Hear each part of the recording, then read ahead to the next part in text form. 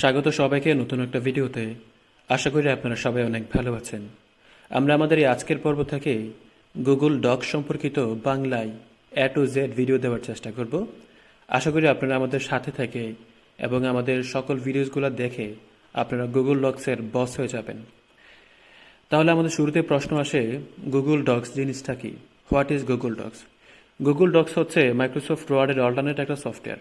অর্থাৎ আমরা মাইক্রোসফট ওয়ার্ডে যতগুলো কাজ করতে পারতাম, গুগল ডক্সে আমরা সেই কাজগুলো তো করতে পারবোই, আরও এক্সট্রা কিছু কাজ করতে পারবো, আরও স্মার্ট কিছু কাজ করতে পারবো। কারণ আমরা সবাই জানি যে এখনকার সময় যুগ বদলেছে, এখন হচ্ছে অনলাইনের যুগ। আর সেই অনলাইনের যুগে অনলাইন ভিত্তিক একটা সফটওয়্যার হচ্ছে, একটা অ্যাপস হচ্ছে গুগল ডক্স।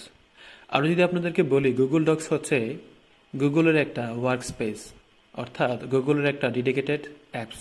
আপনি শুধুমাত্র গুগলে ঢোকার পরই আপনি গুগল ডক্সে অ্যাক্সেস করতে পারবেন। আচ্ছা, সেটা যাই হোক, আমরা আমাদের নেক্সট সেকশনে আমরা কিভাবে আপনি গুগল ডক্সে অ্যাক্সেস করবেন সেটা নিয়ে বিস্তারিত বলবো।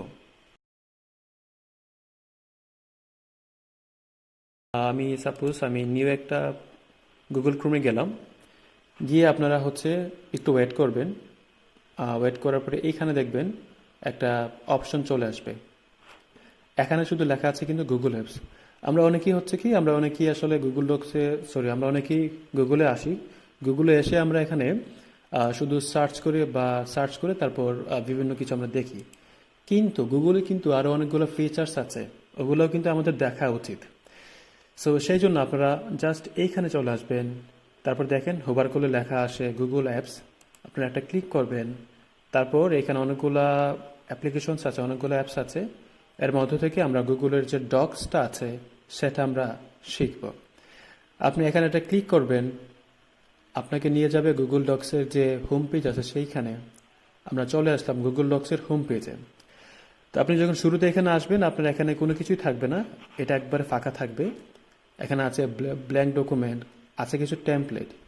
গুগল ডক্সের সুবিধা হচ্ছে আপনি কিন্তু এখানে গুগল ডক্সের কিছু ফ্রি টেমপ্লেট ব্যবহার করতে পারবেন।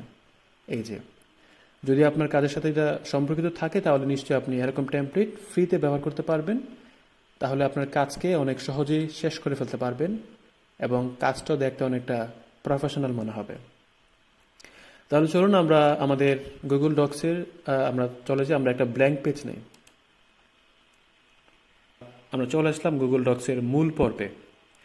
অর্থাৎ আপনি সাপোজ এখানে আসছেন, এখানে আপনাকে অটোমেটিক্যালি একটা টেক্সট বার এখানে সবসময় নাচবে, দৌড়াবে। আপনি এখানে কোনো কিছু লিখতে পারবেন চাইলে। সাপোজ আমি এখানে লিখলাম যে সফট স্টুডিও ইজ এ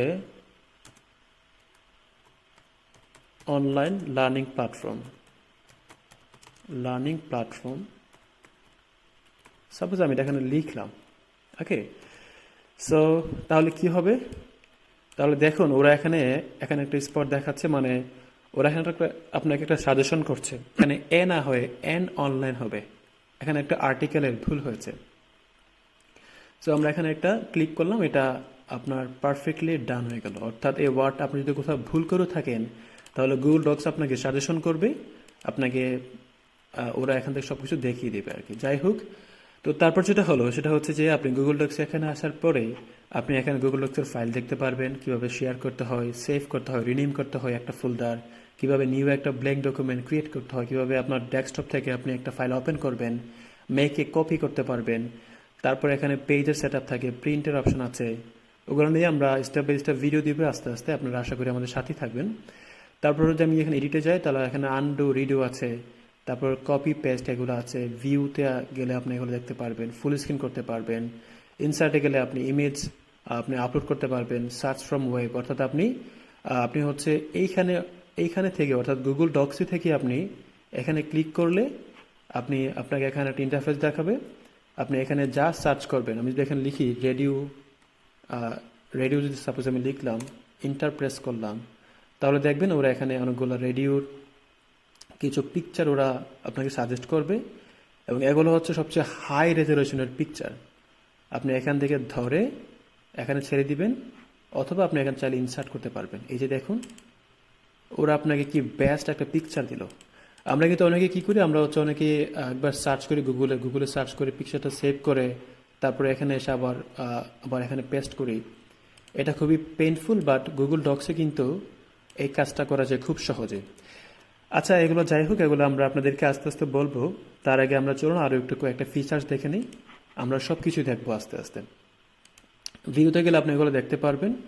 আরও একটা ব্যাপার হচ্ছে, আপনি কিন্তু গুগল ডক্সে গিয়ে আপনি কমেন্টস করতে পারবেন।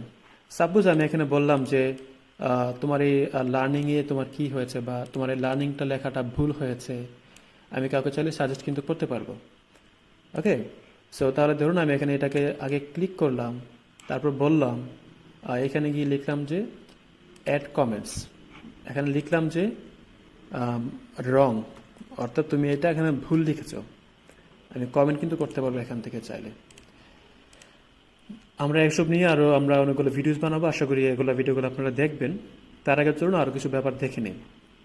এখানে ইনসার্ট আছে, ইনসার্ট থেকে আপনি টেবল, তারপর ইমেজ সেট আপ, ড্রয়িং থেকে শুরু করে আপনি ইকুয়েশন থেকে শুরু করে আপনার যাবতীয় যা যা প্রয়োজন আছে আপনি কিন্তু সবই এখানে পেয়ে যাবেন। তারপর আপনি এখানে ওয়াটারমার্ক দিতে পারবেন, হেডার ফুটার এড করতে পারবেন, পেজ ব্রেক করতে পারবেন, সেকশন ব্রেক করতে পারবেন, লিঙ্ক করতে পারবেন, কমেন্টস করতে পারবেন, ইমেজ রিয়েকশন দিতে পারবেন। তারপর ফরম্যাটিংয়ে আপনি তাদের টেক্সট, প্যারাগ্রাফ, কলাম, বুলেট সব কিছু করতে পারবেন। টুলসে গিয়ে আরও অনেক কিছু আছে, আপনি কীভাবে আপনি সাইটেশন করবেন, রেফারেন্স অ্যাড করবেন, কীভাবে আপনি আপনার ভয়েস টাইপিং করবেন, মোস্ট ইম্পর্টেন্টলি এটা খুবই গুরুত্বপূর্ণ। তারপর আরও অনেক কিছু এখানে আছে। আরও একটা ব্যাপার হচ্ছে, এখানে ই সিগনেচার যে টার্মটা আছে সেটা কিন্তু আপনি গুগল ডক্সে দিতে পারবেন। তারপরে এখানে কিছু এক্সটেনশন আছে, এটা হচ্ছে একটা অ্যাডভান্স ফিচার। এটা হচ্ছে গুগল ডক্সে আরও নিউ একটা মাত্রা ক্রিয়েট করেছে। আমরা আসলে আজকের এই ভিডিওতে আমরা মূলত আর বেশি কিছু না বলি, তাহলে আপনাদের মাথা ঘুরে যাবে। আমরা স্টেপ বাই স্টেপ আপনাদেরকে যখন দেখাবো তখন আপনাদের কাছে অনেক সহজ মনে হবে সব কিছু, এবং আশা করি তখন আপনারা আপনাদের যাবতীয় কাজকর্ম অর্থাৎ গুগল ডক্স কীভাবে ব্যবহার করতে হয় তার এ টু জেড আপনারা শিখতে পারবেন।